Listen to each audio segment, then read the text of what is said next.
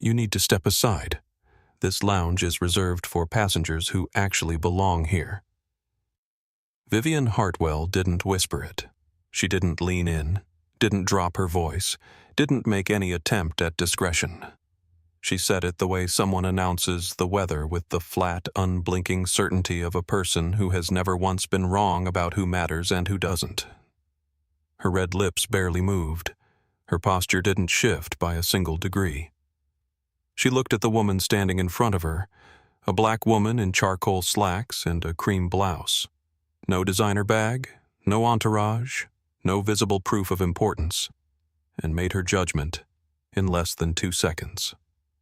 The Platinum Diamond Elite Lounge at Hartsfield-Jackson Atlanta International Airport's Creston Airways terminal was everything its name promised.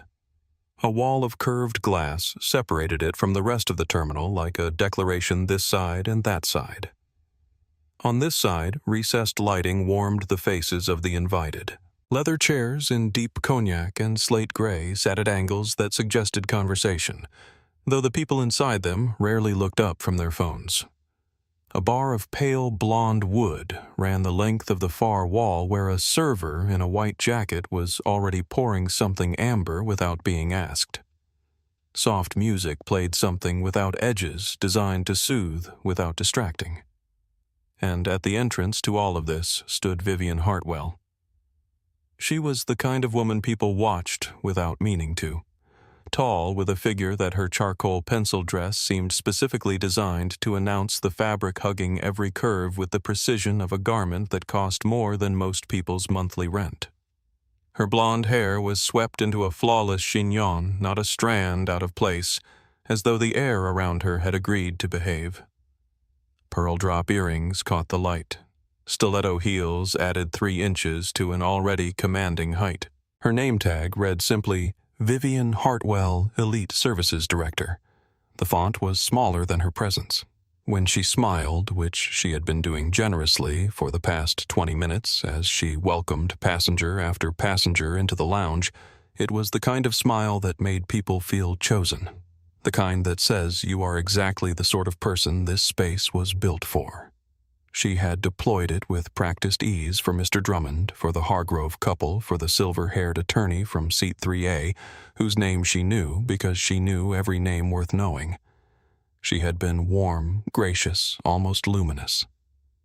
Then the woman in the cream blouse reached the entrance, and the smile went out like a candle in a closed room.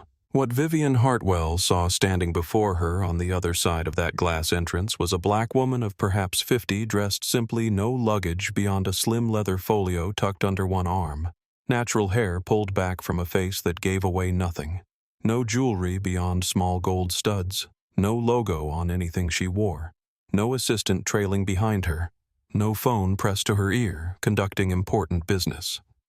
She looked by every measure Vivian had been trained to apply, and some she had added herself over 11 years at this post like someone who had wandered to the wrong door. What Vivian Hartwell did not see, could not see, had no framework to imagine the woman standing in front of her, was 54 years old, had been performing open-heart surgeries since the age of 31, had stood on the Senate floor and broken 3 filibusters by sheer force of argument and preparation, had won a presidential election 6 weeks ago by a margin that made history and was 14 days away from being sworn in as the 48th President of the United States.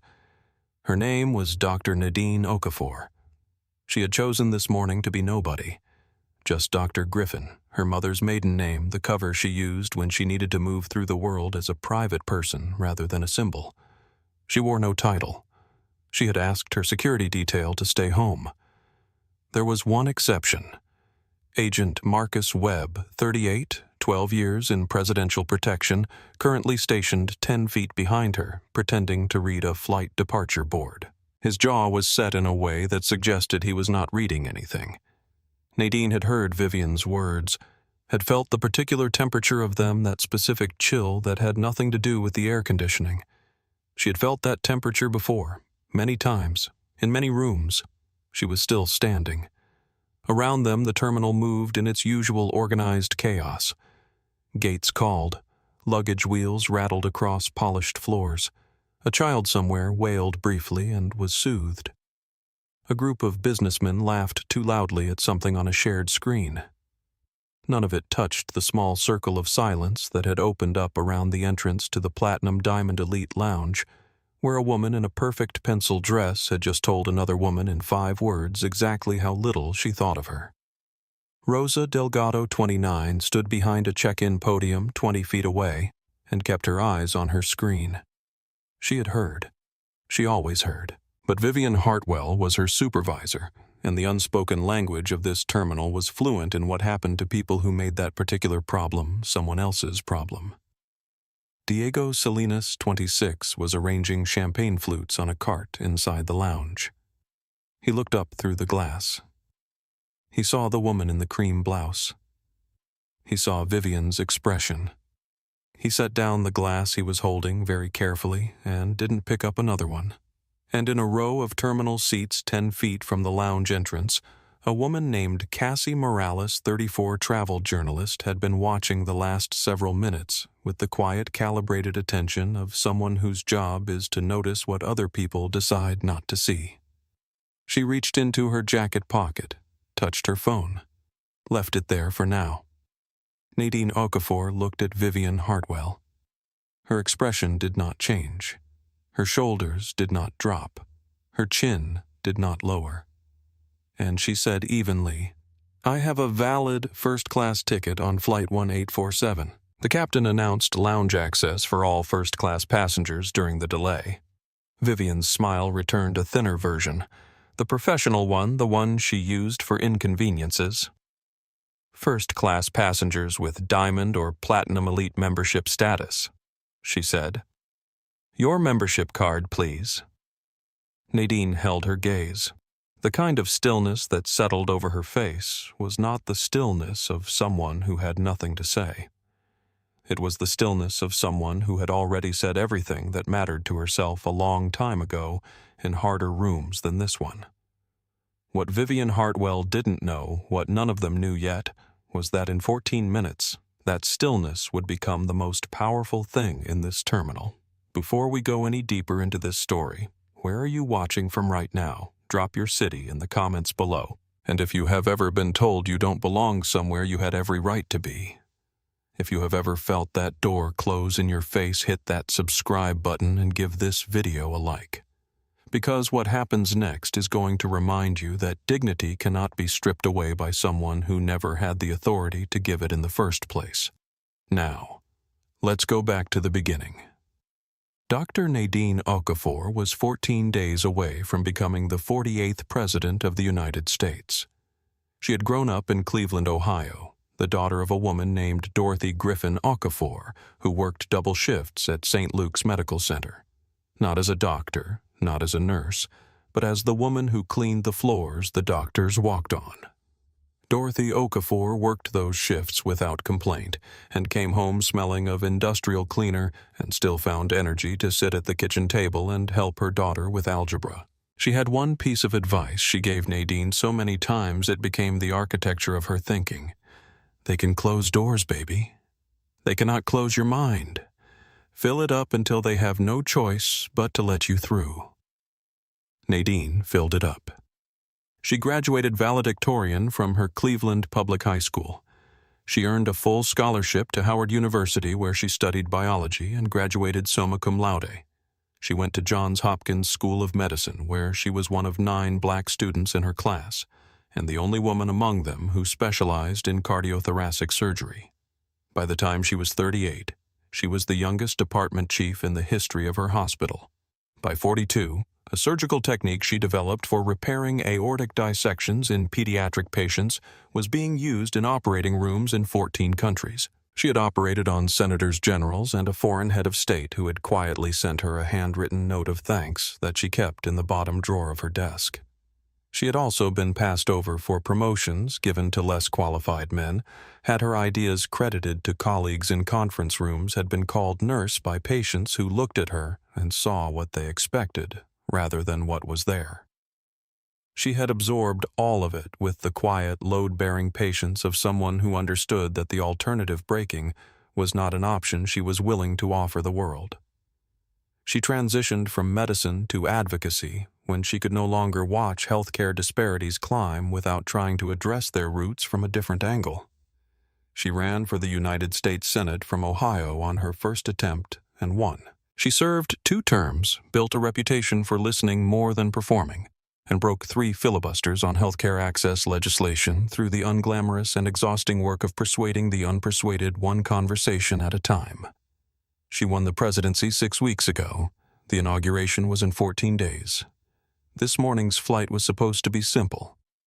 She had been in Atlanta visiting her mother, Dorothy Okafor, now 79, still living in the same house in Cleveland she'd bought with 30 years of double shifts, currently staying with Nadine's sister who lived outside Atlanta. A visit that had been planned for weeks and protected fiercely against the encroachments of transition team schedules. A government aircraft had been arranged, then grounded for emergency maintenance. A severe weather system was complicating alternate options. Her chief of security had recommended waiting until morning. Nadine had looked at him and said, "I have 1 commercial flight left in me before I never get to take another one." "I'm taking it." The compromise one agent plain clothes. Marcus Webb. She had agreed on the condition that he give her space to move through the airport without drawing attention. He had agreed on the condition that she not do anything that made his job impossible. They had maintained this uneasy treaty for 2 hours. She was traveling as Dr. Griffin. The name appeared on her ticket, matched the ID carefully prepared by her transition team for private travel situations. It was not deceptive. It was her legal middle name, her mother's maiden name, used in full compliance with documentation protocols. It just wasn't the name that appeared on election night banners. And that was the point. Her mother had taught her that true character is what happens when nobody knows who you are. Not the character you perform for cameras or constituents or history. The character that operates in ordinary moments in terminals and lobbies and checkout lines when the only witness is yourself. Nadine had carried that teaching like a compass. She believed in it completely. Today, it would be tested in ways she had not anticipated. She approached the Platinum Diamond Elite Lounge entrance at 10:43 in the morning, leather folio under her arm. Cream blouse pressed and clean, fully in possession of a valid first-class boarding pass for Creston Airways Flight 1847 to Washington, D.C. And Vivian Hartwell told her to step aside. It had started before the lounge. It had started at the check-in counter 40 minutes earlier, where a young woman named Rosa Delgado had been the first person that morning to look at Nadine's ticket and find reasons to hesitate. Rosa was 29, had been with Creston Airways for 3 years, and was by nature a person who tried to do her job well and go home without incident. She was not cruel. She was not in any conscious sense operating from bias. She was operating from a set of unspoken instructions she had absorbed so gradually she could no longer identify where they had come from, a tone in a training session, an eyebrow raised by a supervisor reviewing a file. A comment from Vivian Hartwell one afternoon 6 months ago that had landed quietly and taken root. "We have a responsibility to our premium passengers. Not everyone who purchases a premium ticket is necessarily a premium passenger, if you understand what I mean." Rosa had understood. She had not asked what it meant exactly. She had understood well enough. So when Nadine approached the first-class counter at 10:02 that morning with her boarding pass and her cover I.D. Dr. Griffin, the name on the ticket, Rosa looked at the ticket and then looked at Nadine, and then looked at the ticket again. Her fingers found the keyboard without urgency. "I'll just need to verify your documentation," she said. "Our system sometimes flags bookings at this price point for additional review." Nadine smiled pleasantly. Of course. She provided her ID.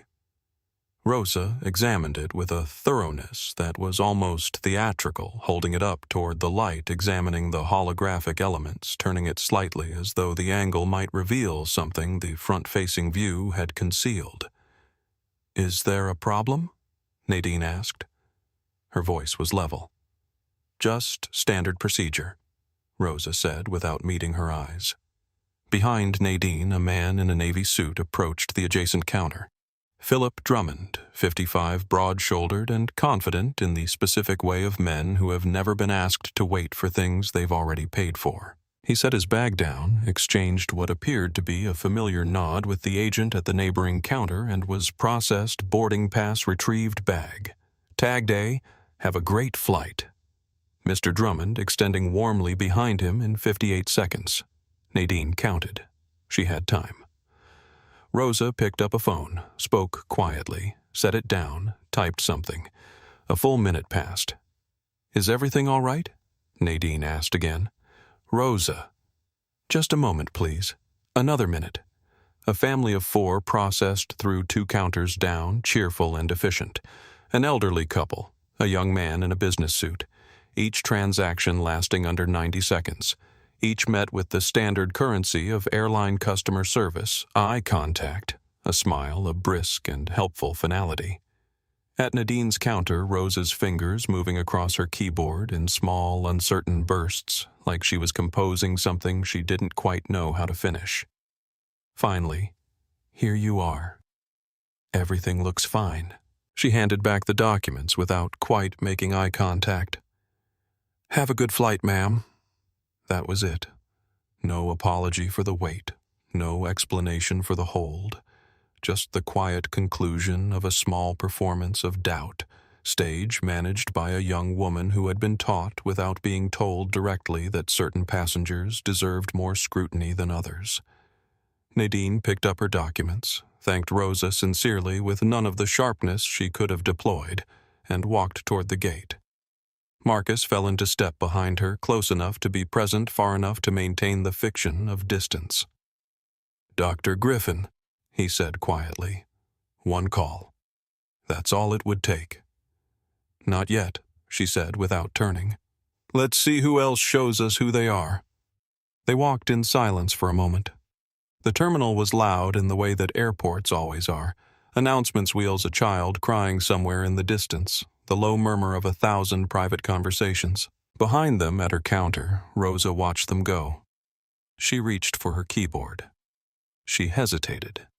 She put her hands in her lap. And Cassie Morales, who had been sitting in the gate area with her laptop open and her journalist's instincts fully engaged, had watched the entire check-in exchange from 30 feet away. She had noticed the timing, the contrast with Philip Drummond's 60-second process. She had noticed the way Rosa held the ID up to the light. She had noticed the way Nadine's expression hadn't changed for a single second throughout the entire thing. She made a note in her phone. Not a story yet. A thread. Something to follow. She followed. The flight delay was announced at 10:38, a weather system pushing in from the Gulf, estimated 2-hour hold. Captain David Reyes's voice came over the PA system, warm and unhurried.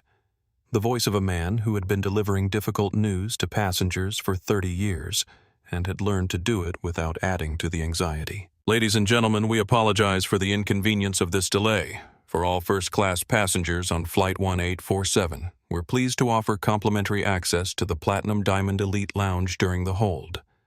Please make your way to the lounge entrance and our team will be happy to assist you. Again, that is all first-class passengers, no additional requirements. We want to make your wait as comfortable as possible. No additional requirements." Those 3 words. Nadine heard them clearly. She made her way to the lounge entrance. She was already there, already standing in front of Vivian Hartwell's crystalline gaze when the rest of first class began filtering in from the gate behind her. The delay had not yet been announced when Conrad Ashby first made his move. That had happened earlier at the gate when boarding was called, and Nadine had joined the first-class line with her boarding pass in hand. Conrad Ashby was 48 flight purser for Creston Airways, 22 years in the role.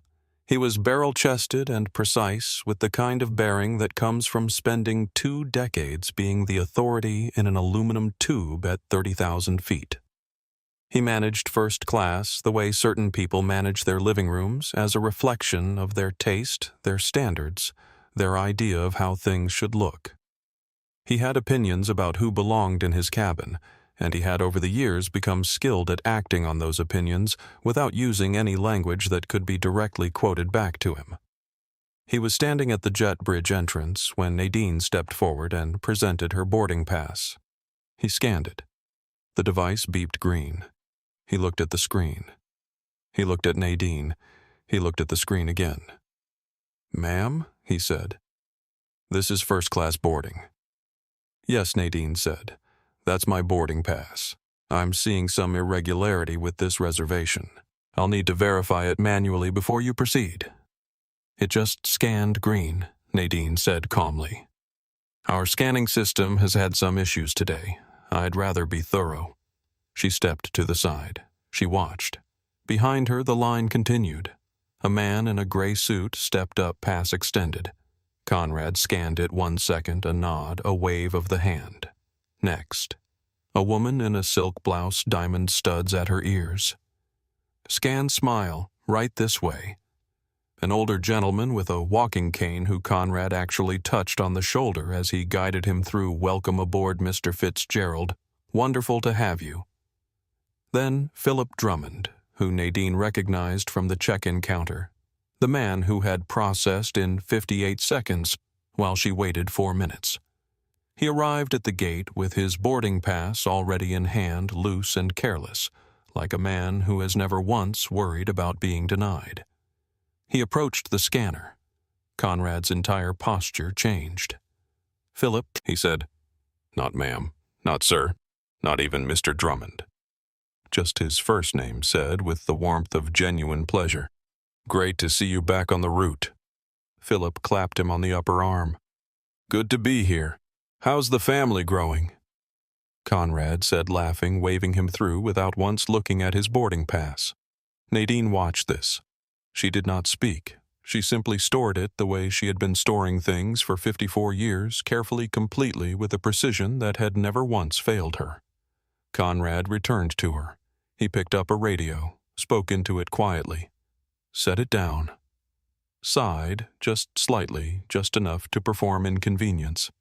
"I'm going to need you to step to the side a bit longer. We can't hold up the boarding process." "You've let every other first-class passenger through?" Nadine said, "without their passes being verified." Conrad's expression didn't change. "It's a security precaution." He said this with the finality of a man who has never needed to explain himself further. Marcus Webb had been watching all of this from 8 feet back. He stepped forward now, voice low but carrying clearly. "This passenger has a valid first-class boarding pass that scanned green on your own equipment. Every other first-class passenger was waved through without manual verification. Can you explain the difference in process?" Conrad looked at Marcus, the way certain people look at problems they've decided aren't worth engaging with. "And you are a first-class passenger," Marcus said. "Same flight," Conrad considered. The gate was nearly empty now. The jet bridge door would need to close. His decision to make a point was beginning to collide with the practical reality of flight schedules, and schedules in the end always won. He turned to Nadine. "Fine. You can board. But I'm noting this irregularity on the manifest." The word irregularity sat in the air between them like something left on purpose. Nadine held his gaze for exactly 1 beat. She said, "Please make sure you note the time as well." She walked down the jet bridge. Behind her, she heard Conrad speak into his radio again, brief, low, too quiet to make out. She didn't need to make it out. She had already noted everything she needed. She found her seat, first-class window, 2A. She settled in. She opened her folio on her tray table, though she wasn't reading anything on the pages in front of her. She was thinking. She thought about Conrad's face when Philip Drummond came through the gate. The warmth of it, the ease, the familiarity of 2 people who understood without discussion that the other one belonged to the same club. Not a formal club. Not a documented club, The kind of club that doesn't need a membership card because its members have always simply recognized each other. She thought about Rosa at the check-in counter holding her ID up to the light. She took out her phone and sent a message to Lucia Vega, her executive assistant, currently in a Washington, D.C. office that was humming with transition team activity, a message consisting of 3 words, status check. Logging Lucia's reply came in seconds. Always, just say the word. Nadine typed, not yet. She put the phone away. In seat 4, B. Cassie Morales settled in with her laptop and her phone and the quiet, focused attention of someone who has learned that the best stories often begin in the negative space, in the things that are withheld, the pauses that run a second too long, the warmth that is offered to some and withheld from others with no explanation given and none expected. She had her phone camera open. She had not started recording yet. The delay announcement came 20 minutes into boarding. Captain Reyes's voice on the P, a warm, measured apologetic in the way of a man who genuinely dislikes inconveniencing people. All first-class passengers access to the Platinum Diamond Elite Lounge. No additional requirements. He said it twice, clearly. Nadine heard it. She gathered her folio. She stood. In the galley, Conrad Ashby was already on his radio. So that is how Nadine Okafor came to be standing at the entrance of the Platinum Diamond Elite Lounge at 10:43 in the morning, holding a valid first-class boarding pass, having heard a clear announcement of access from the captain of her own flight, looking at a woman who had decided in 2 seconds that she was not the right kind of person. Vivian Hartwell had been directing this lounge for 11 years. In that time, she had developed what she considered an exceptional eye for detail, for the texture of a jacket, the ease with which someone carried their luggage, the particular vocabulary of someone accustomed to spaces like this, versus someone who had arrived by accident or ambition. She had never been formally trained in any of this. She had simply absorbed it the way people absorb things that are useful to them, and she had put it to work every day. She welcomed Philip Drummond with the pleasure of someone greeting a friend. "Mr. Drummond," she said, stepping aside, "your usual scotch is breathing." We saved the corner table. Philip accepted this with a small, satisfied nod and passed through without breaking stride. She welcomed the Hargrove couple, Gregory, 62, and Eleanor, 58, both in what appeared to be deliberately understated, expensive clothing, with the warmth of genuine recognition. "Mrs. and Mr. Hargrove, welcome back. The Wi-Fi code is on your card, and we have that Cabernet Eleanor mentioned on her last visit. Breathing already?" Eleanor Hargrove made a sound of delight and touched Vivian's arm as she passed. She welcomed Dr. Elliot Silverstein's 67 cardiologist silver hair, the ease of a man who has never waited for anything in a professional capacity, with the specific pleasure she reserved for regulars who tipped well and complained rarely. Through all of this, she was aware of the woman in the cream blouse waiting at the edge of the entrance. She processed that awareness the way she processed a background noise, registered, categorized, assigned a response, and set aside until the appropriate moment. The appropriate moment came when the last of the known passengers had been welcomed through, and she could turn her full attention to the problem.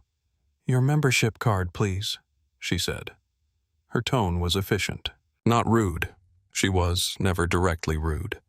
Had trained herself out of it years ago because direct rudeness created documentation and documentation created problems. She was something more refined than rude.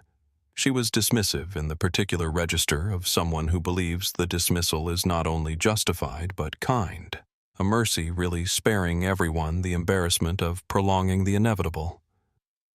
"I'm a first-class passenger on Flight 1847, Nadine said. The captain announced lounge access during the delay. No additional requirements, those were his words. Vivian held her expression steady. First-class passengers with Diamond or Platinum Elite membership. The announcement was for qualifying members. Your membership card. Nadine presented her boarding pass showing first class, showing her name, showing the Creston Airways logo, and Flight 1847 in clear type. Vivian examined it. Her eyebrows rose slightly, the performance of concern of a woman doing her due diligence. "I see," she said. "Unfortunately, the announcement may not have been entirely clear. The lounge access during delays applies to our elite tier members. There's a general waiting area, one level down, that's quite comfortable. They have seating and charging ports." Inside the lounge, Diego Salinas had set down the champagne flute he was arranging and moved toward the glass entrance panel. He could see the exchange. He had been watching it for 3 minutes.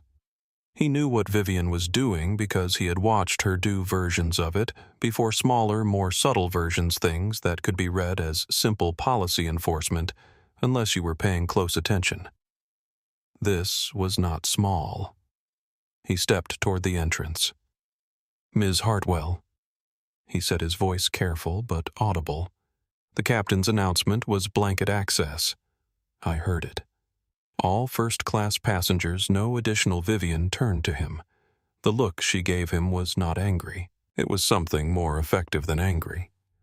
It was the look of a person reminding a subordinate, without a single word, of the precise nature of their relationship and the cost of forgetting it.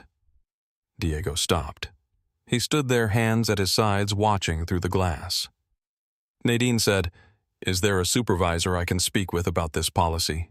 "Vivian, I am the director of this facility." "Nadine. Then I'd like you to contact the gate to confirm Captain Reyes's announcement. That would resolve this quickly." "Vivian. We wouldn't want to trouble the flight crew over a simple eligibility question." Simple eligibility. The phrase landed with the weight of what it actually meant. Your presence here is a question. Everyone else's was an answer. Marcus Webb had positioned himself at Nadine's side. He said quietly but clearly, "This passenger has a valid first-class boarding pass." The captain's PA announcement was unambiguous. "What specific policy are you citing?" Vivian looked at him with a patience that was itself a kind of contempt. "And you are?" "A first-class passenger on the same flight," Marcus said. "Then you're also welcome to wait in the general area downstairs." From the lounge interior, through the glass, Philip Drummond watched this exchange with his scotch in hand and an expression of mild, distant amusement, the expression of a man watching a situation resolve itself in the direction he always expected it to resolve. In the terminal seating area 10 feet from the lounge entrance, Cassie Morales had stopped pretending to work. She had her phone out, now held at a natural angle camera open. She had been recording for 4 minutes. She did not announce this. She did not draw attention to herself. She was very good at both of these things. An elderly woman nearby, white-haired in a blue cardigan carrying a small rolling bag, had paused on her way to a different gate. She was watching too. Her expression, unlike Philip Drummond's, was not amused. It was something closer to trouble. Nadine said to Vivian, "I'd like to wait here while you confirm the captain's announcement." "I'm happy to wait." Vivian's professional smile did not falter.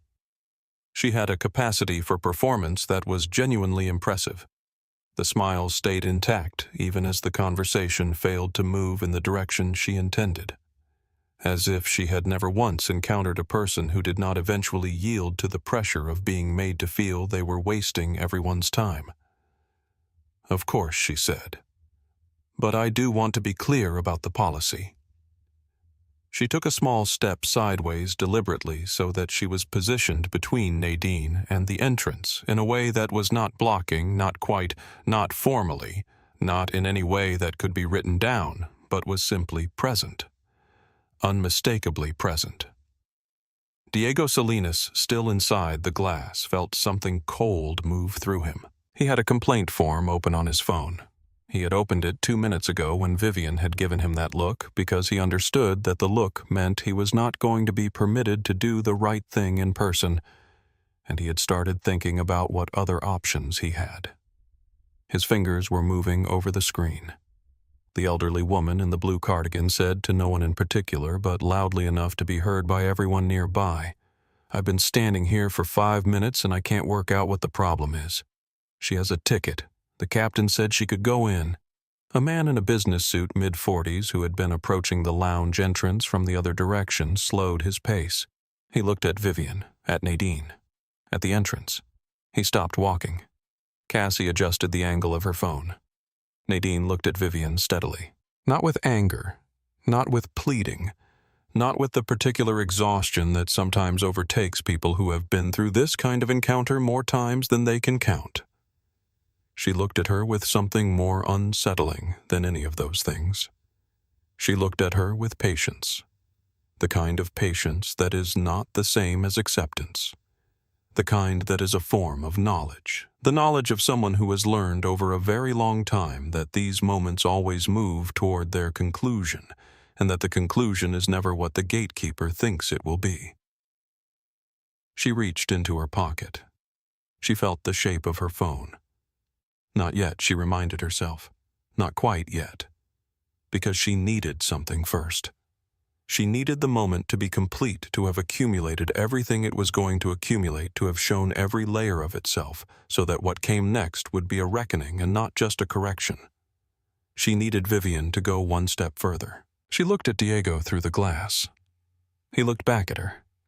He held up his phone, barely briefly, the small movement of someone communicating without speaking. She didn't know what he was doing on that phone. But she recognized the expression on his face, and it was not the expression of someone who had given up. She gave him the smallest nod. He looked back down at his screen and kept typing. Nadine and Marcus had been directed with the professional courtesy of a woman who understands that the most effective power is the power that doesn't need to announce itself to a general waiting area 6 feet from the lounge entrance. Not downstairs, which Vivian had suggested, and which Nadine had not moved toward. Here in this corridor, in these chairs, close enough that the glass wall of the lounge was visible, but the warmth and the scotch and the quiet music were not. Nadine sat. She opened her folio across her knees. She was not reading. She was composing herself for what was coming, running through the sequence of it in her mind, the way she used to run through a surgical procedure before entering the OR, every step laid out, every contingency considered, every hand placement deliberate. Marcus stood nearby, arms at his sides, watching the entrance to the lounge with the focused neutrality of a man trying very hard not to look like what he was. Cassie Morales had moved. She was in the terminal seating row closest to Nadine's position laptop, open headphones around her neck rather than on her ears. Recording still, waiting. It was at 11:04 that Philip Drummond emerged from the lounge. He came through the entrance with a coffee cup in his right hand, something tall and pale, a flat white or a latte, the kind of thing that costs $8 in airport terminals and is worth less than the conversation around it. He moved with the ease of a man who considers movement through public space his natural right, whose body communicates at all times that the space around him is his space, that he is generously sharing. He was heading apparently toward a phone charger outlet on the opposite wall. His path took him directly past Nadine's chair. Later, those who watched Cassie's footage would discuss this moment at length. The elbow that moved, the way the cup angled, the trajectory of the liquid, the pale coffee arcing through the airport air in what the physics of it would suggest was not in any way accidental. It splashed across the front of Nadine's cream blouse, across the papers in her folio, down into her lap. She went completely still. Philip stopped. He turned. He looked at the mess with his eyebrows lifted in an expression of theatrical dismay. "Oh, goodness," he said. "I am so sorry about that. Not your blouse. Not you. About that." As though the event had occurred independent of any participant. A small weather phenomenon, no one's fault. The universe at work. He reached into his jacket pocket. He produced one paper cocktail napkin, small square branded with the Creston Airways logo, and held it out toward her. One napkin. For a full cup of coffee across the front of a person. Nadine looked at the napkin. She did not take it. Marcus moved forward, his voice dropping to a register that was careful and controlled and left no ambiguity about the effort that control was requiring. That was not an accident. Philip turned to him with the mild surprise of someone who has found an unexpected obstacle. I assure you, it absolutely was. These things happen in terminals. A beat. Perhaps you'd be more comfortable in the general area downstairs, he added to Nadine. You clearly aren't accustomed to the tight quarters around here. From the lounge entrance, Vivian Hartwell had appeared. She stood in the doorway, one hand on the frame, and surveyed the scene. Her expression was composed. Her lips formed a shape that was almost a smile. Oh dear, she said, looking at Nadine's blouse. Can I offer you access to our restroom facilities? She paused.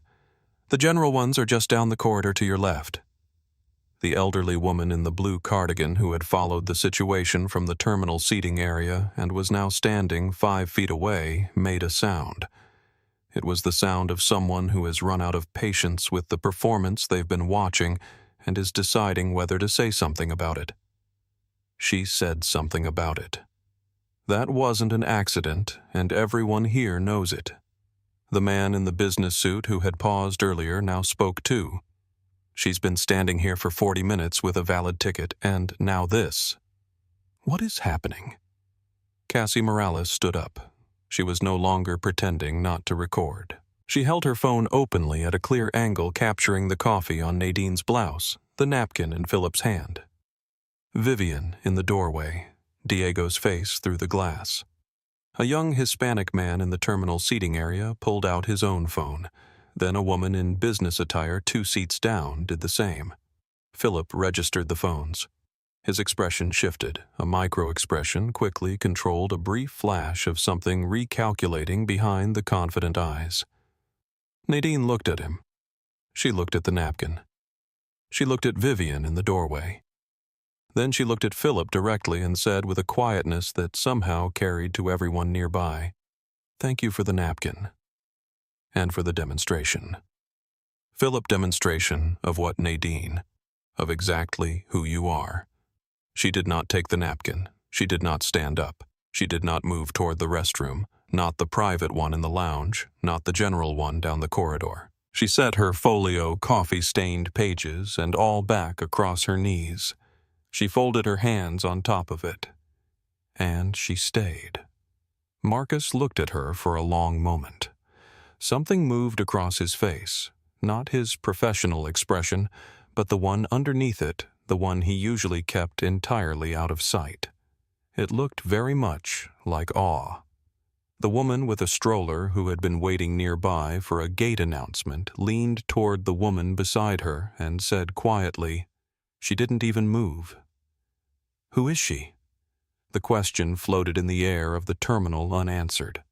A few feet away, Diego Salinas was still on his phone, still typing the complaint form open and filling with everything he had watched over the past 47 minutes. His hands weren't shaking anymore. Philip Drummond put the napkin back in his pocket. He did not return to the lounge immediately. He stood in the corridor for a moment, as if trying to decide what to do next, what the correct posture was, how to exit a scene that had not gone the way he expected. He had expected the napkin to be taken. He had expected a murmured thank you, a retreat. He had expected the woman in the cream blouse to become smaller. She had not become smaller. He walked back toward the lounge without looking at her. Now I want to stop here and ask you something real. If you were sitting in that chair, coffee on your clothes, a door closed in your face, everyone watching to see what you'd do, what would you have done? Would you have walked away? Would you have said something in the moment? Would you have called for help? Leave your answer in the comments right now, because this is the part of the story where most people would have broken. Most people would have gotten up and gone to the general waiting area downstairs, or gone to find a manager, or said something that would have given Vivian exactly the reaction she was waiting for. Nadine Okafor did not break. And what she does in the next few minutes, quiet, deliberate, exact, is going to show you why some people are built differently. not born differently. Built, one closed door at a time. If this story is hitting close to home for you, share it right now with someone who needs to hear it. Subscribe to this channel and keep watching. Because the ending is everything. Vivian returned to the lounge entrance at 11:09. She had been back inside for 5 minutes following the coffee spill, presumably dealing with whatever internal calculation she had been running since the crowd began forming outside the glass. She returned with 2 uniformed lounge security officers, one on each side, and the composed expression of a woman who has decided that the situation requires a firmer application of procedure. She approached Nadine. "I'm sorry," she said. Her voice was pitched to project. "We've received a report of an incident in this area involving one of our premium guests. I need to ask you to relocate to the general terminal. Your flight will reboard from gate 42 when the delay clears." The incident, Nadine said evenly, was a cup of coffee that Mr. Drummond deliberately spilled on me. Several people witnessed it. Vivian's expression didn't shift. "We're aware of that situation and we'll be addressing it with Mr. Drummond separately. Right now, I need you to relocate." "I haven't done anything," Nadine said. "I've been sitting in this chair." Vivian pitched her voice slightly higher. Not enough to seem agitated, just enough to carry. "Ma'am, I understand you may be frustrated, but we have a responsibility to our premium passengers' comfort and security. Certain conduct in this area." "What conduct?" Nadine said. Her voice was level. "I am sitting in a chair, reading documents, wearing coffee that someone else put on me." A murmur went through the gathering crowd. There were 15 people now, maybe more people who had slowed their transit through the terminal to see what was happening here, people who had come from the gate seating area, people who had simply been in the vicinity when the volume and the tension created a gravity of their own. The man in the business suit said clearly, "She's not doing anything wrong. She hasn't done anything wrong this whole time." Vivian did not look at him. She kept her eyes on Nadine. "I'm going to need to see your documentation again. Your first-class ticket has been flagged in our system. There are concerns about its validity." The word validity broke something open. "Not in Nadine in the room," the elderly woman in the blue cardigan said louder than she'd intended. "Validity. She has a boarding pass. The captain said she could come in." The young Hispanic man with his phone out said, "This is being recorded. All of this." Cassie Morales had moved to within 8 feet of the exchange. Her phone was level and steady. From the lounge doorway, Philip Drummond watched with his scotch back in hand. He had reclaimed his corner table. He was watching the way someone watches a sporting event in which they have an interest in the outcome. And then Diego Salinas walked out of the lounge. He had not been asked to do this. He had not been given permission. He had submitted his complaint form. It was filed, time-stamped in the airline's internal system, and he had made a decision that did not require permission, because some decisions are not about permission. He walked to Vivian's side and said in a voice that shook at the edges but held in the center Miss Hartwell. Her ticket scanned green at boarding. "I saw it myself. She is a valid first-class passenger." The captain's announcement applied to her. Vivian turned to him. The look she gave him was the same look from before, that measured, weaponized calm. "Diego. Inside. Now." Diego did not move. He said, "She hasn't done anything wrong." The lounge behind him was quiet. The server behind the bar had set down his cloth. 2 of the regular passengers, the Hargroves, were looking at each other with expressions that suggested something was happening here that they hadn't accounted for. Vivian said, "Diego, you are a junior attendant in a probationary review cycle. I would strongly recommend." "He's right." The voice came from the elderly woman in the blue cardigan who had now put down her rolling bag and was standing with her full attention directed at Vivian. "I've watched this entire thing. She was here before most of those people went in. She had her ticket. Your captain said she could go in. And instead you've sent 2 officers over here, and a man spilled his drink on her, and you sent her to the public restroom. I've been flying for 60 years. I know what this is." The crowd shifted. Something in the collective posture of 15 people changed, a slight movement toward Nadine and away from Vivian, not physical exactly, but in attention, in allegiance. Vivian maintained her composure. She was extraordinarily good at maintaining her composure. It was perhaps the thing she was best at in the world. She looked at Nadine one final time, and she leaned forward slightly, fractionally, and she said quietly, "Just for Nadine, just the 2 of them," though the nearest bystanders could hear it. "I don't know who you think you are, but you don't belong in this section. You never did. And if you don't leave voluntarily, those officers are going to help you do it otherwise. You don't belong here. You never did." Those 7 words hit the corridor like something dropped from a height. The woman with the stroller inhaled sharply. The man in the business suit looked at Vivian with an expression that was moving from confusion into something harder. Cassie didn't move, didn't speak, held her phone steady. Diego Salinas looked at Nadine. His eyes were full of something he didn't have the words for. Nadine looked at Vivian for a long, steady moment. The kind of moment that has weight to it that people remember later when they're trying to explain what they saw, why it felt like something important was shifting. Then she said quietly enough that only Vivian and the people closest to them could hear it. "You just made the last mistake you will ever make in this uniform." She reached into her pocket. She pulled out her phone, and she dialed. She was 27 years old. The last time someone told her she didn't belong somewhere, she had every right to be. The last time before this one. It was November in Pittsburgh. A Thursday evening, the temperature dropping toward the kind of cold that gets into your bones and stays there. Memorial General Hospital was hosting its annual staff gala mandatory for residents held in the hospital's event center. The kind of institutional celebration that exists to maintain the fiction of community between people who see each other across hierarchies every day and pretend for one evening that the hierarchy doesn't apply. Nadine had come from a 14-hour shift.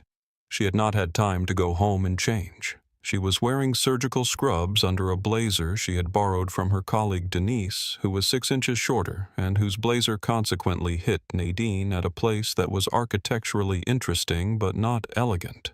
Her hair was still pinned back from the OR.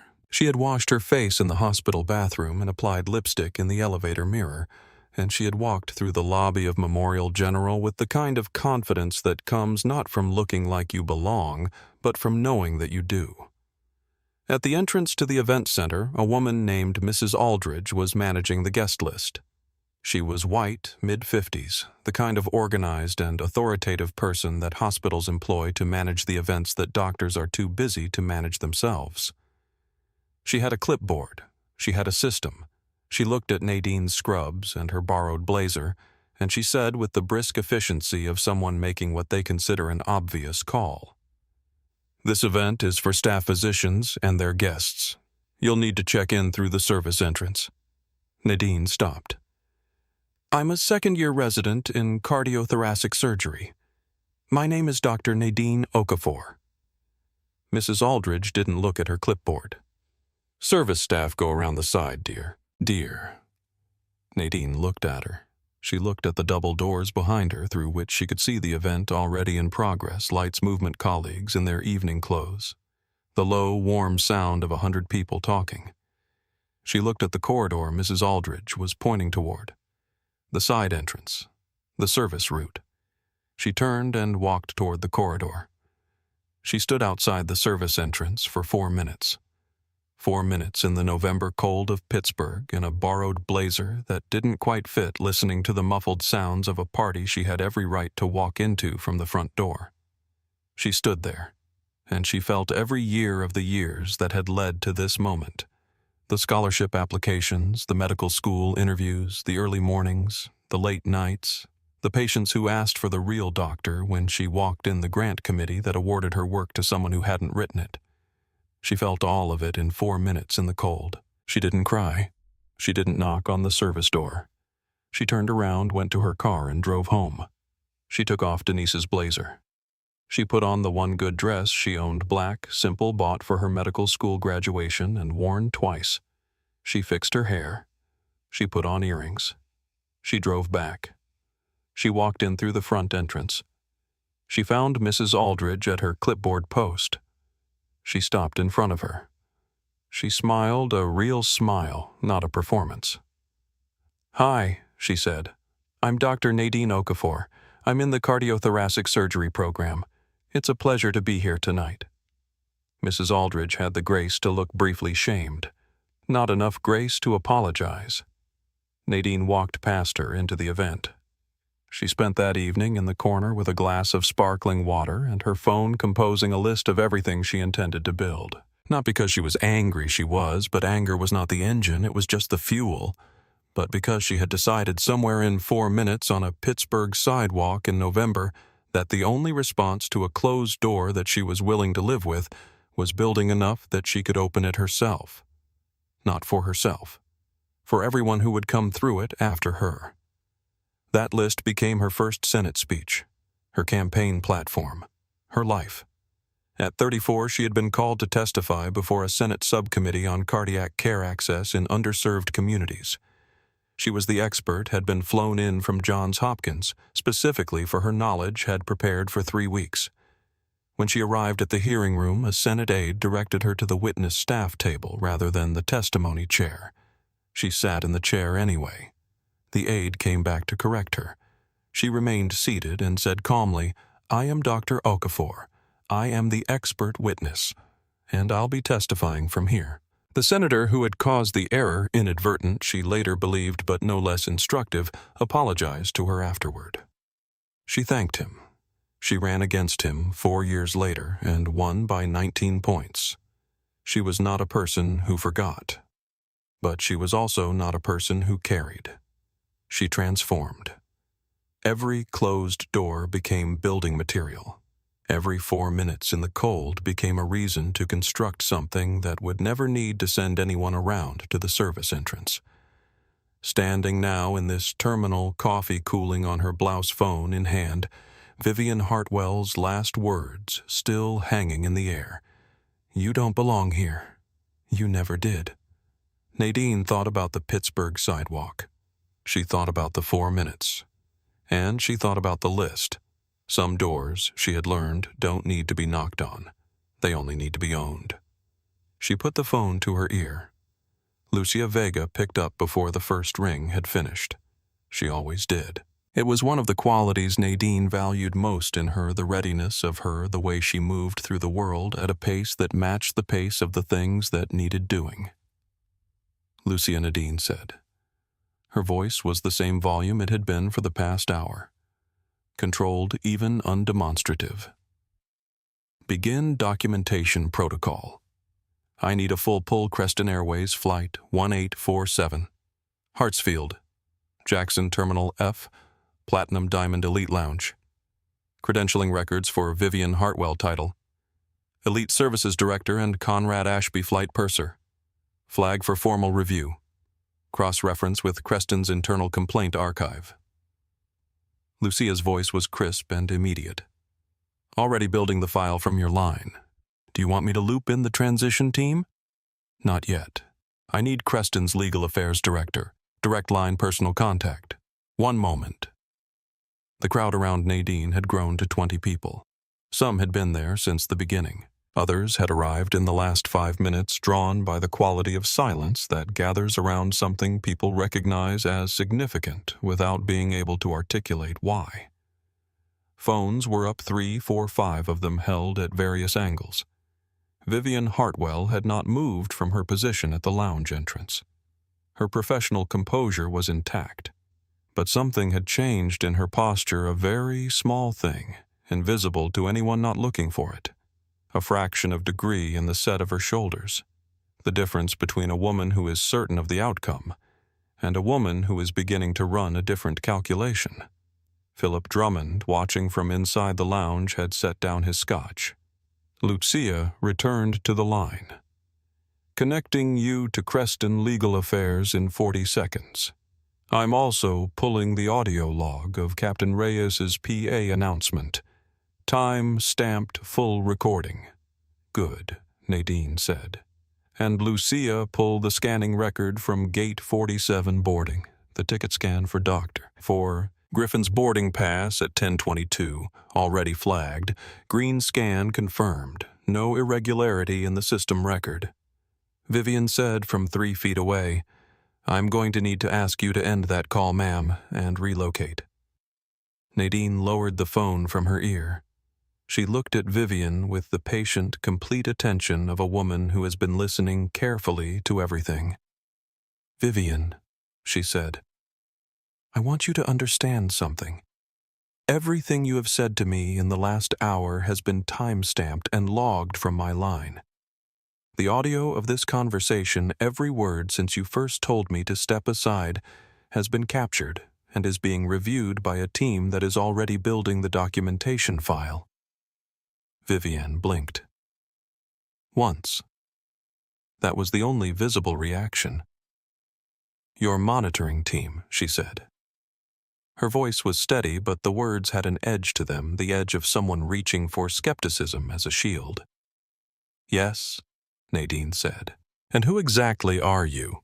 Nadine looked at her for a moment. You're about to find out.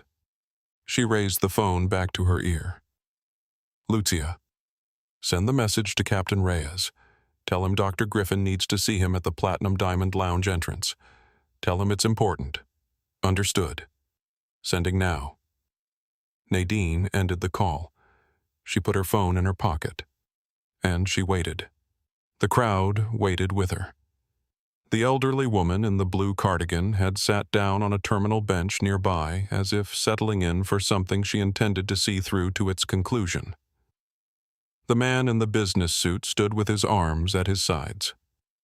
Cassie Morales had positioned herself at a clear angle to the lounge entrance to Nadine's face to Vivian's profile, capturing all three in frame. Diego Salinas was still outside the lounge. He had not gone back in. He stood near the glass wall with his phone in his pocket and his hands at his sides, and he looked at Nadine the way people sometimes look at things they cannot fully explain, not with understanding but with recognition, as if something in him knew what was happening even before he had the words for it. Vivian took a breath. She turned to the two security officers. She said something quietly. One of them spoke into his radio. Marcus Webb moved to Nadine's side. His hand was at his jacket, not reaching inside, not displaying anything, just there. Present. Nadine put her hand briefly on his arm. She shook her head. He stepped back. Philip Drummond had come to the lounge entrance doorway. He was no longer holding his scotch. He was watching Nadine with an expression that had traveled some distance from amusement and arrived somewhere more complicated.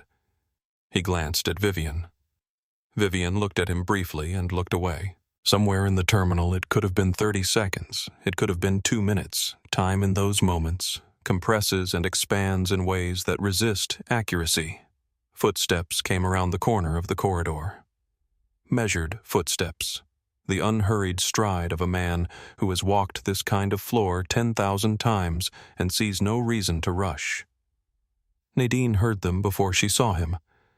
She did not turn around, because she was watching Vivian's face, and Vivian's face was going to tell her in the next 3 seconds everything she needed to know. Captain David Reyes came around the corner of Terminal F at 11:17 in the morning, pilot's cap in his hand and his uniform jacket buttoned to the throat with the unhurried ground-covering stride of a man who has spent 30 years navigating things far more complex than airport corridors. He was 57, silver-streaked hair, close-cropped, a face that had been shaped by altitude and accountability into something both weathered and trustworthy. He had the quiet authority of someone who understands that true authority doesn't need to perform. He moved through the terminal and people made space for him without quite knowing why. Something about the set of his shoulders, the directness of his eyes, the sense that he was going somewhere specific for a specific reason and would not be deflected. He came around the corner and the crowd in front of the lounge entrance came into view. He took it in. The 20 people. The phones. The 2 security officers. Vivian at the lounge entrance. Philip Drummond in the doorway behind her. Diego Salinas standing outside with his hands at his sides. Marcus Webb positioned slightly behind and to the left of a woman in charcoal slacks and a coffee-stained cream blouse who stood with her hands folded in front of her and her face completely, perfectly, unnervingly still. He registered all of this in approximately 4 seconds. Then his eyes found Nadine's face. And something happened there. Not a performance, not a social recognition, but something older and more genuine. The recognition of a person who has stood in a room with someone unforgettable and has never since been able to forget them. His stride didn't falter. He walked directly toward her. He stopped in front of her. He looked at the coffee stain on her blouse, at the crowd, at Vivian, back at Nadine. And then he said loudly enough that his voice carried clear and clean through every ambient sound in that corridor, Madam President-elect. 3 words. They detonated. The terminal, that section of it, those 20 people, and everyone within earshot, went quiet in the way that terminals never go quiet. That specific electric silence of a crowd inhaling at once and not knowing whether to breathe out. Someone dropped something plastic 3 gates down, and the sound of it hitting the floor was almost comically loud in the hush. Vivian Hartwell's composure cracked. Not loudly, not dramatically. It was a hairline fracture, the kind you can only see if you're looking for it. The red lips parted by exactly 1 centimeter. The color drained from beneath her foundation in a way that was visible even to Cassie Morales from 8 feet away. Her hand, which had been resting on the doorframe with such elegant authority for the past hour, dropped to her side. Philip Drummond took 1 full step backward and bumped into the glass door behind him. The sound of it was both physically significant and metaphorically perfect. The elderly woman in the blue cardigan said barely above a breath, "Oh my God." The man in the business suit said nothing. He simply stood there with his mouth slightly open, doing the rapid recalculation that the moment required. Captain Reyes extended his hand to Nadine. His voice was warm and steady, the tone of a man returning to a moment that had been interrupted years ago. "Dr. Okafor, I am deeply sorry I wasn't at this gate when I should have been. I flew your hospital initiative briefing in 2017, the Cardiac Access Project at Camp Lejeune. You operated on my brother-in-law, Thomas. The surgery lasted 11 hours and you stayed through the night. He coaches Little League now. His kids call him Coach. Because of you." Nadine took his hand. Her voice was the same as it had been for the entire past hour, warm, unhurried, containing nothing that needed to prove itself. "Captain Reyes, Thomas. How is he running around like he's never had a bad day in his life?" Reyes said. "Reyes. And I told him I'd say thank you the next time I saw you." He paused. "I did not imagine it would be under these circumstances." His eyes moved to Vivian. The warmth in his expression did not disappear. It simply moved aside to make room for something more serious. "Someone is going to explain to me what has been happening here." The crowd waited. Diego Salinas stepped forward. His voice was steadier now than it had been at any point in the past hour. He held his phone in his hand, the filed complaint visible on the screen. "Captain," he said, "Ms. Hartwell denied this passenger lounge access following your delay announcement, citing membership requirements that were not included in your statement. She called 2 security officers to relocate the passenger. This passenger," he paused, looking at Nadine, who gave him a small nod, "also had coffee spilled on her by a passenger in the lounge who provided 1 napkin and suggested she was not accustomed to the area, Miss." Hartwell directed her to the public restrooms. Reyes looked at Philip Drummond in the doorway, at the 1 napkin implication, at Nadine's blouse. You brought security officers here, he said to Vivian. For her. Vivian opened her mouth. The words she had spent 11 years building the careful, plausible, deniable language of someone who has learned to enforce a thing without ever having to name it, those words did not come. Captain, she began. There was a situation with lounge eligibility that... Your announcement was... Blanket access, Reyes said. All first-class passengers. No conditions. You know that's my call during a delay situation. That's in the protocol. Our lounge policy. My announcement superseded your policy. You know that too. The two lounge security officers looked at each other. One of them quietly took a step back. In the crowd, the young Hispanic man said to the woman beside him in a voice not meant to be quiet but emerging that way, She's the president-elect. She was standing out here in wet clothes while they had cocktails in there. His voice broke something open in the crowd, not anger exactly, but the release of a tension that had been building for an hour. The realization that landed differently than it would have if it had come earlier before all of it had accumulated. Before the green scanning ticket. Before the single napkin. Before you don't belong here, you never did. Cassie Morales had 47 minutes of footage. She had it all. Nadine turned to Vivian. She looked at her steadily, without theater, without triumph. Just with the clean, complete attention of someone delivering something that has been earned.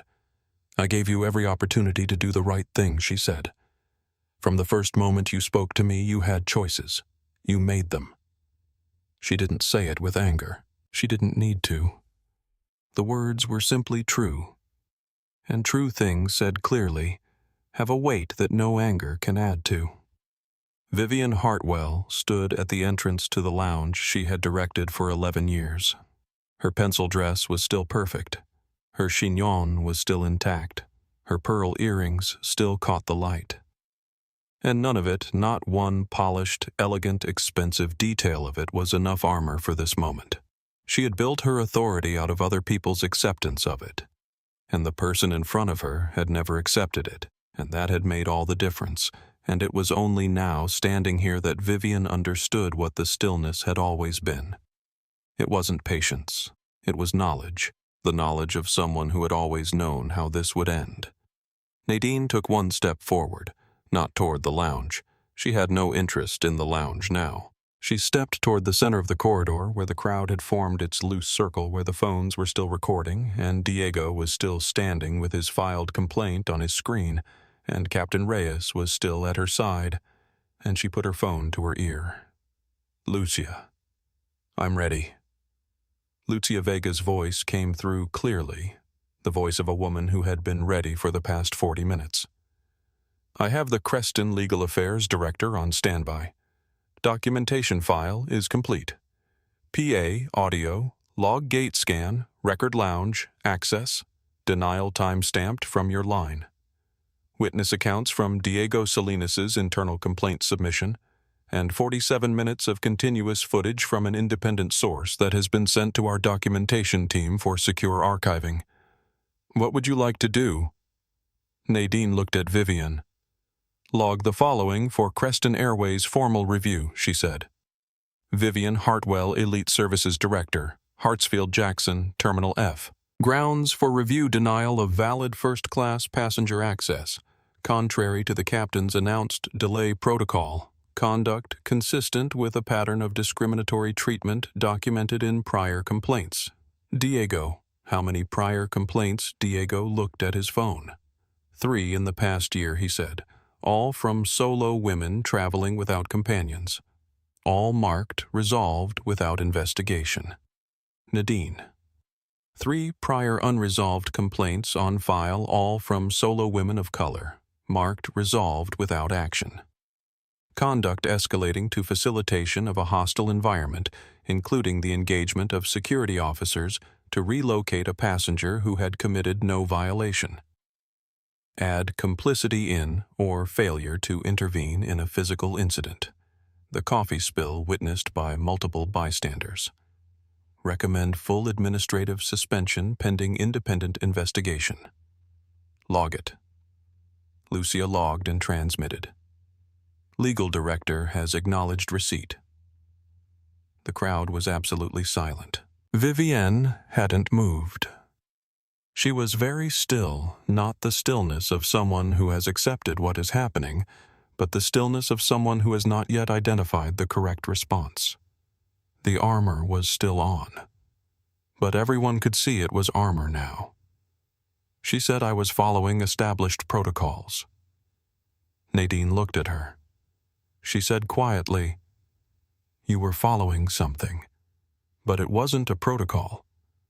Protocols are written down. What you were following doesn't get written down, because writing it down would require naming it. And you knew better than to name it." The man in the business suit said from the edge of the crowd, "That's exactly it. That's what it always is."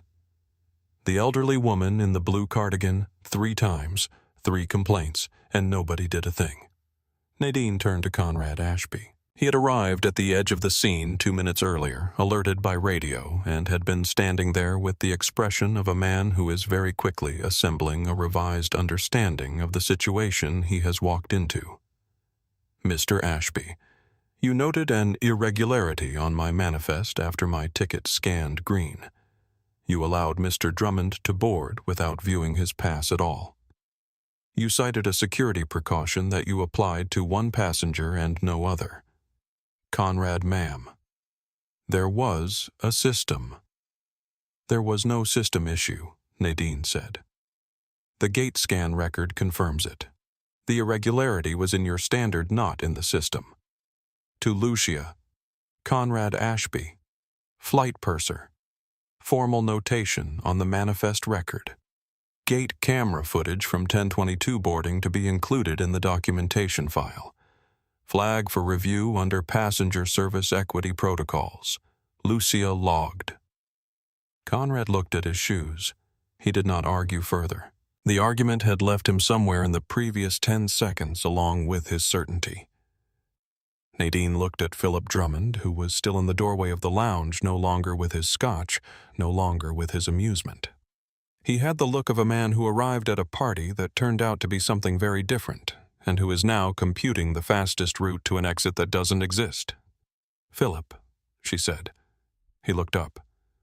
"I'm not reporting you to the airline. You're a passenger. That's not how this works." He blinked. "But I want you to understand something. You walked past me this morning and spilled a full cup of coffee and handed me 1 napkin. You stood in that doorway and watched an hour of this and said nothing useful. And you knew from the moment you did it that it wasn't an accident." He opened his mouth. She continued, "I hope the next time someone who looks like me walks into a space that you consider yours, you remember today. Not because of who I turned out to be, because of who you showed yourself to be." He closed his mouth. He looked at the floor. It was the right thing to do, and it was the hardest thing anyone had asked of him in recent memory, and he did it. Captain Reyes addressed the gathered crowd, not performing, not making a speech, but speaking to them the way he spoke to his passengers at altitude, with the direct, honest tone of someone who respects the people he's responsible for.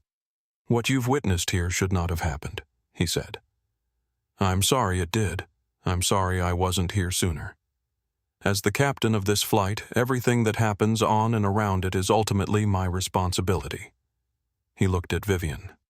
"And I will be filing my own report with Creston's operations board before I fly another route." Vivian finally spoke. Her voice was much smaller than it had been. "I was doing my job." Reyes looked at her steadily. "A version of your job, not the one in the handbook." Diego Salinas was crying quietly, turned slightly away from the crowd so it wasn't obvious. He was not entirely successful. Nadine saw it. She walked to him. She was not in a hurry. She put her hand briefly on his arm and said quietly enough that it was just for him. "You spoke up when you had everything to lose and nothing guaranteed. That matters more than you know. Diego, I should have done it sooner. I should have pushed back harder in the beginning. You did it, Nadine said. That's what counts. You did it. He nodded. His jaw was tight. He was 26 years old, and he had filed a complaint against his supervisor and had refused a direct order, and had stood outside that lounge for 50 minutes, and he was terrified, and he had done it anyway. He had done it anyway. Cassie Morales stepped forward. She had lowered her phone, but the footage was already transmitted in multiple places. I'm a travel journalist with Continental Wire, she said to Nadine. I have the full sequence from the first exchange at the lounge entrance to now, time-stamped. With your permission, I'd like to report it accurately. Nadine, report what you saw. Nothing more. Nothing less. Truth doesn't need a headline to make it real. Cassie nodded. She was, for a journalist, unusually quiet in that moment. The story was enormous, and she knew it, and she was holding it carefully. A woman near the back of the crowd, early 30s, black in a business blazer, who had arrived in the last 10 minutes and had pieced together the situation, quickly caught Nadine's eye. She didn't say anything. She just looked at her. And something passed between them that people would later, if they'd seen it, struggle to describe. Recognition, maybe. The recognition of someone who has stood outside a closed door, who has felt 4 minutes in the November cold, who has lived some version of this story without the reveal at the end.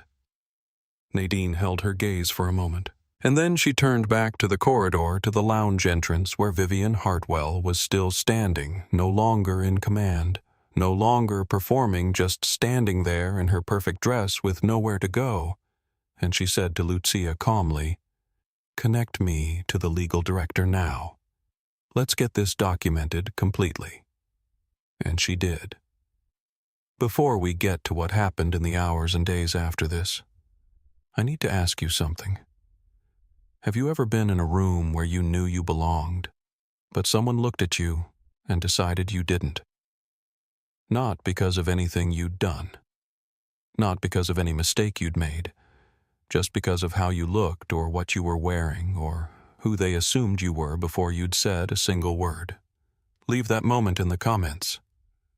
Your story belongs here. Because this community is built on the understanding that you are not alone in that corridor, in that lounge entrance, in that 4 minutes in the cold. And if this video moved you, if it reminded you of someone you love, or of yourself, or of a door that was closed in your face that you had every right to walk through, subscribe to this channel and share this video. Right now. Because the people in your life who need to hear this deserve to hear it. The ending is coming, and I promise you it's the part that stays with you. Within the hour, the consequences had moved from the terminal corridor into the institutional machinery of Creston Airways with a speed that reflected the seriousness of what the documentation file contained. Vivian Hartwell was placed on full administrative suspension pending independent investigation. She walked away from the Platinum Diamond Elite Lounge entrance at 12:03 in the afternoon, escorted by a Creston Airways operations manager who had arrived on the terminal level in 20 minutes flat. She walked through the terminal in her charcoal pencil dress and her stiletto heels, and she did not look at anyone she passed, and no one who had been there in that corridor looked away from her.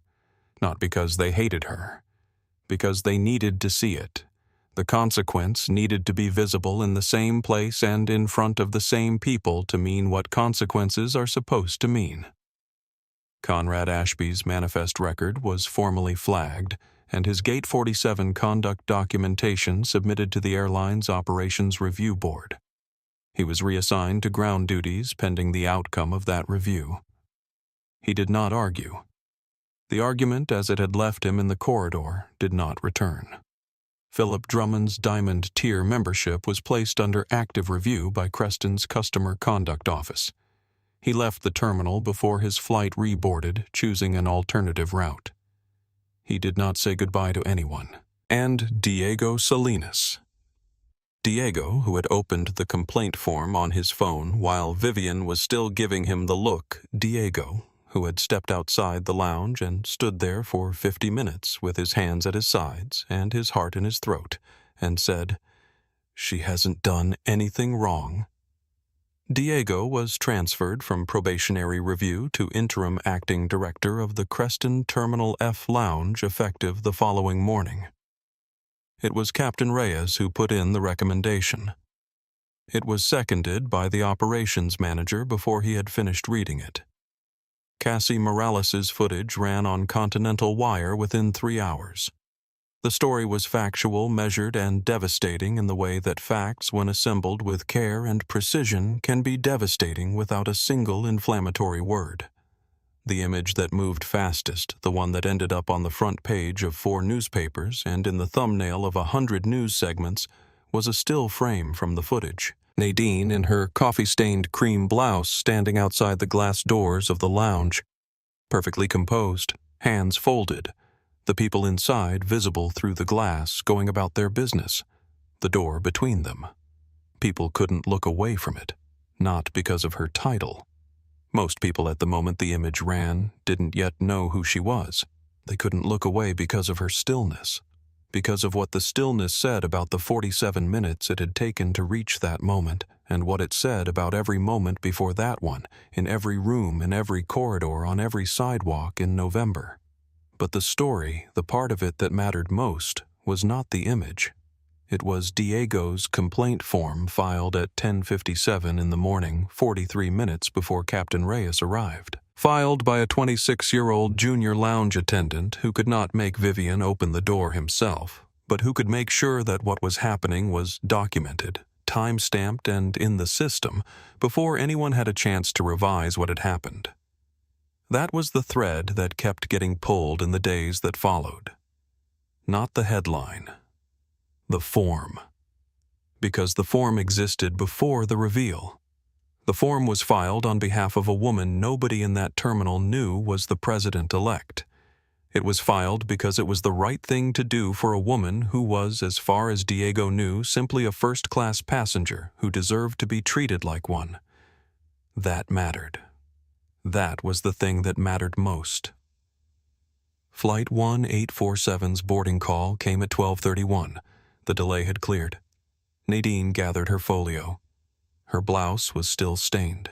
She had made no move to change it, had not accepted Vivian's offer of the private restroom or any subsequent offer of a replacement garment. She wore it onto the plane the way you wear a truth, because it was accurate, because it was real, and because pretending it hadn't happened served no one. Marcus fell into step beside her at the gate. "You didn't have to do it that way," he said quietly. "The long way. You could have said your name in the first 30 seconds and all of it would have stopped." "I know," Nadine said. "Why didn't you?" She thought about it for a moment. Thought about Rosa at the check-in counter, 23 years old, and following invisible instructions she hadn't written and couldn't name. Thought about Diego stepping outside that lounge door when everything in his situation said stay inside. Thought about the elderly woman in the blue cardigan who put down her rolling bag and said, "I've been flying for 60 years, and I know what this is." Thought about the 4 minutes on a Pittsburgh sidewalk when she was 27, and the world had done its best to make her small. And she had decided quietly and completely that small was not an option. "Because the point was never about me," she said. "If I had said my name, everyone in that corridor would have apologized to the president-elect. Not to the woman they turned away. I needed them to see the woman first. I needed everyone watching to see her, because she is who walks through every door before the title does. And she doesn't get a pilot to say her name. She just gets the door." Marcus was quiet for a moment. Somewhere behind them, the terminal was already returning to its normal motion gates, calling wheels, rolling the endless, ordinary business of people going from one place to another.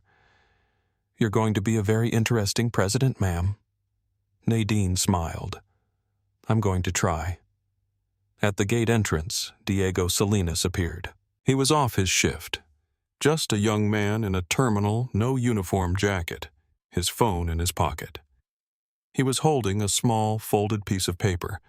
He crossed to Nadine and held it out without speaking. She opened it. It was a printout of his complaint form.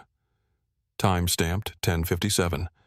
The full submission, every detail he had typed while Vivian was still at the entrance, while he was still on probationary review, while nobody had yet arrived to say her name. His handwriting in the margin beside the timestamp read simply, "I knew it was wrong. I'm sorry I didn't act sooner." Nadine folded it carefully. She put it in her folio in the section where she kept the things she needed to remember. "Keep going," she told him. "Whatever it costs you. Whatever room you're in, whatever door someone closes, keep going." He nodded. He was trying not to cry again and managing it barely. She boarded. She found seat 2, a first-class window, the seat that had been hers all along, that had scanned green on Conrad's device and been hers before any of this began. She settled in. She set her folio on the tray table. She looked out the window at the Atlanta tarmac, at the afternoon sky beginning to clear, at the planes moving on the ground below with their slow, ponderous purpose. A woman in seat 3C, early 30s. Black, the woman from the back of the crowd who had caught Nadine's eye in the corridor, was seated across the aisle. She didn't speak. She looked at Nadine with the quiet recognition of someone who has lived a version of the same story. Then she looked back out her own window. That was enough. That was exactly enough.